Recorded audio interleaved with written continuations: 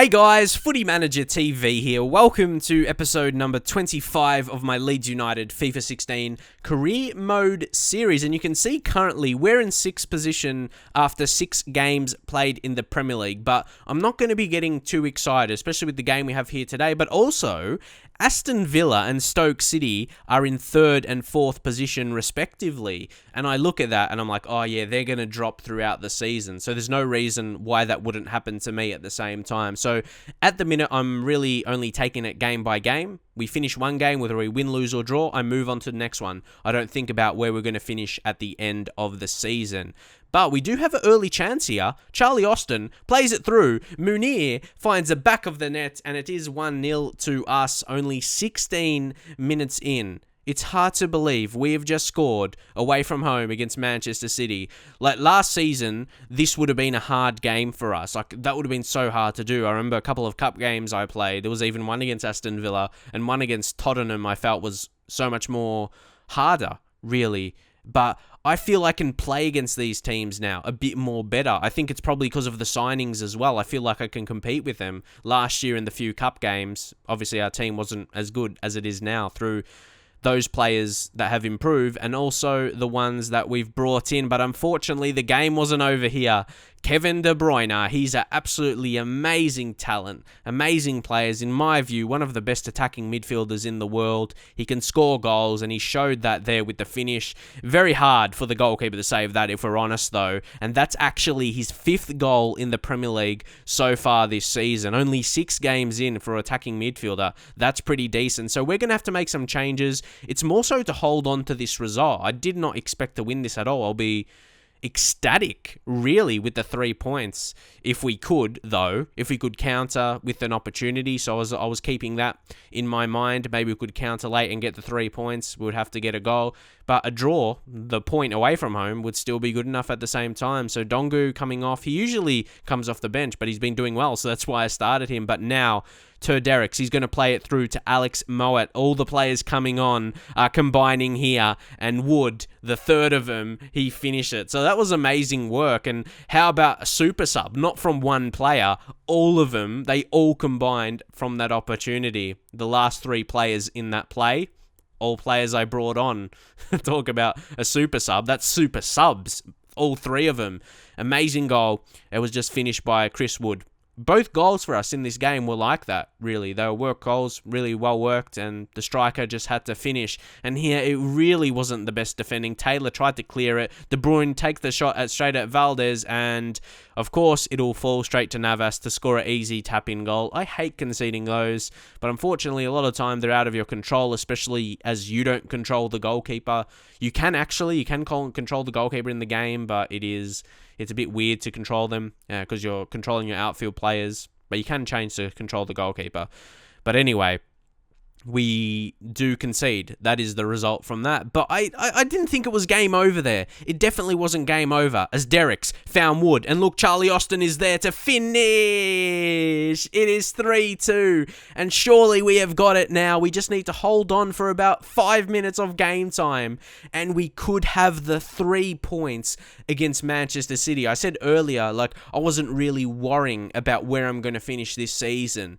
But this is really realizing that this could be a good season for us. It's not a couple lucky early results. We're fighting for these wins. And a lot of people saying Legendary is easier this year. I definitely agree with that. It's easier than previous years, but it's not where it's too easy. You might think I'm doing really well for the team we are, but still, I've improved the team with my signings and everything like that. Well, I feel the games are really challenging still. Like, I didn't win this game easily. Like, Manchester City had another chance late there. Manchester City had so many opportunities.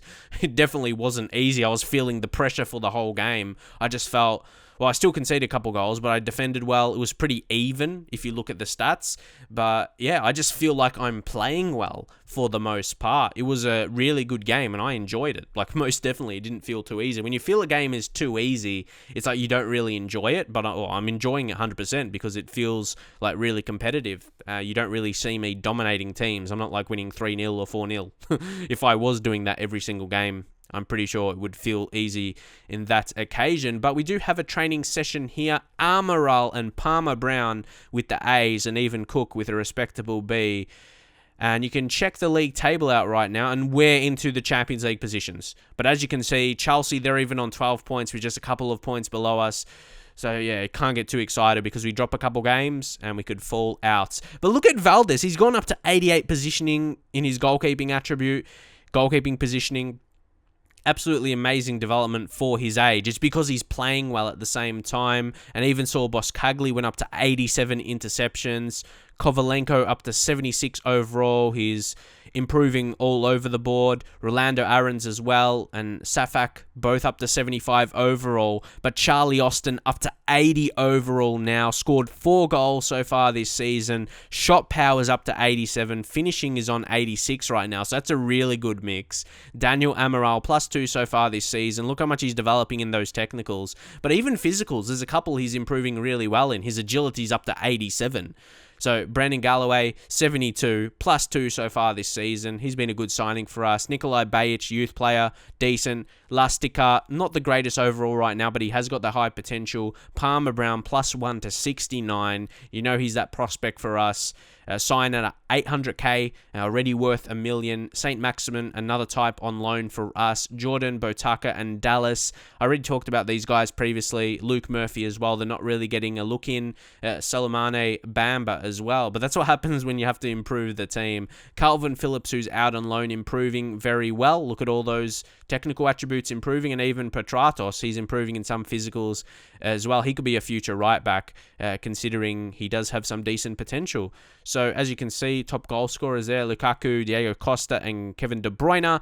But you can see the league table as well in third position currently. And today, I go into this game, see, mentally, I'm thinking this game is easy now. But against Swansea, it's still going to be a hard game. They have Andy Carroll, of course. But, like, I go into this game now at home, think home against Swansea. We just beat Manchester City away from home. We beat Chelsea this season as well. So I feel like this game should be a must-win. Because in the back of my mind, I want to try for a European position this season, considering how we've started. But unfortunately, we do concede. And that's when you get hit with reality. Only about 14 minutes into the game. And Sigurdsson scores. A bit disappointing, and it's going to be hard now because they've got the result, and you like to think, or I wouldn't like to think it, but being realistic, they'll play a bit more defensive now. So we've got to go attacking, really, to get that equaliser, and then, of course, push on for another goal to try and win this game. We cannot give it up. As you just saw the last game against Manchester City, we can score regardless of the opponent. So now Charlie Austin, look at that strength he has. That defender just falls down after he lost the ball. But now it is with Rolando Aarons. Has quite a few defenders in his way, so I think he's going to settle for the corner right there. I haven't scored too many, It's been a while we scored from a corner. Like, I don't score them too consistently, but they're Munir. How did he do that? And then he finishes with the celebration. He's just on. No one can stop him right now when you're scoring with your head from a celebration. But he wasn't even looking at the goal initially. No way. Munir, he's just too good. I'm really excited for this guy and for the team as well. He's a guy that could take us maybe to European glory, whether it be, I don't know, Europa League, Champions League. I don't want to get too excited, but he does some special stuff. And then Kovalenko in the midfield as well, winning it back, has Charlie Austin in some space, but then it's Kyle Norton with the challenge. Oh no, he brought him down. That's not going to be good. For the final man, the ref should give him a red, and he does. Kyle Norton is sent off with that challenge. But now we have an opportunity from a free kick, an ideal position. But the player that I want to take this is not on. I was probably going to make subs around this time anyway, but I thought it was ideal time, firstly, to bring Alex Moat on. He's amazing from this position, suits him on the left side, and also you'll see in the wall as well, like there's a player who's a bit shorter, so we could exploit that a little bit. But he's amazing. Alex Moat. He hasn't got a look in, unfortunately, this season too much. But as you can see, sizes it up. And he finishes. Absolutely amazing. Not the first time he's done it for me, but on this occasion, it was absolutely a perfect free kick. If I could have taken it again and chosen where I wanted it to go, I don't think I could have done it better than that. The curve on it, perfect. Placement, power, everything.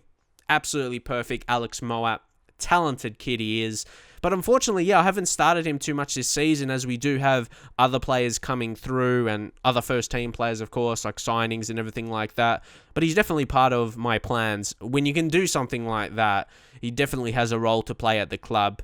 I never thought for a minute, yeah, I would sell him, because he can win you games just like that. But now, just over 10 minutes remaining, I did want to score another goal to completely finish it off. So now, Daniel Amaral, he's going to find Alex Mowatt once again. Then he plays it through to Rolando Aarons, and now he picks up an assist. Rolando Aarons scores, but how about that? Alex Mowatt coming on, scoring from the free kick, then setting it up, picking up an assist, and Rolando Aarons just smashed that completely in all the space in the world. Was never going to miss. Look at all the space there. Nah, he was never going to miss in that kind of space. So Rolando Aarons, that's his third goal in the Premier League. So he's having a really good season, scoring fairly consistently for a winger. So that looks to be the game right there. Of course, Swansea getting a red card, it made it a bit easier to go on and win that game. Because, of course, if that never happens, we wouldn't have got the goal from the free kick if he didn't give away the foul. And who knows what would have happened. They would have still had that man.